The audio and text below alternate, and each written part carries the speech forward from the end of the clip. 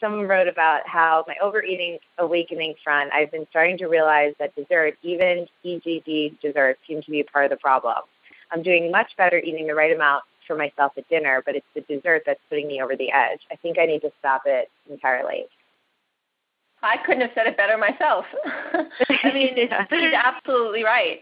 And I totally stopped the desserts, which, I mean, if I didn't shout it more loudly from the rooftops than anybody else, I mean, I was the one who just always felt like, life needs to be sweet, there needs to be dessert, and that was a big part of the transition bridge for me, was making sure, like, you could do so much as long as there was that chocolate at the end of it, or there was that raw ice cream, or that yummy, something, the strawberry coconut thing.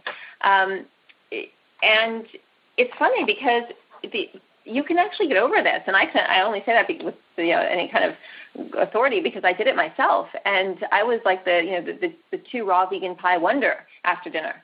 It was not 2 pies, maybe 2 slices, but it was one of those things where it's like, well, it's the ingredients are so good, and all this is but really it does. It's a slow infection that it starts to create, and next thing you know, you're a fully blown dessert addiction.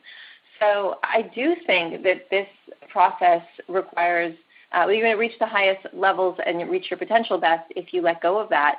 If you can not be so attached to the idea of dessert and what it represents. I think there's some good recapitulation that goes around that. But it's funny, it's just like starving the yeast. If you just don't have it for a few nights, you start a new habit for yourself. And, knowing that there's that really, really dark chocolate, maybe 88%, that you can have a little bit of just to get you through until you're ready to release it, that can be helpful. And because it's so chocolatey and so, I should say not so chocolatey, it's so kind of, it's not sweet and indulgent the way lighter chocolate is.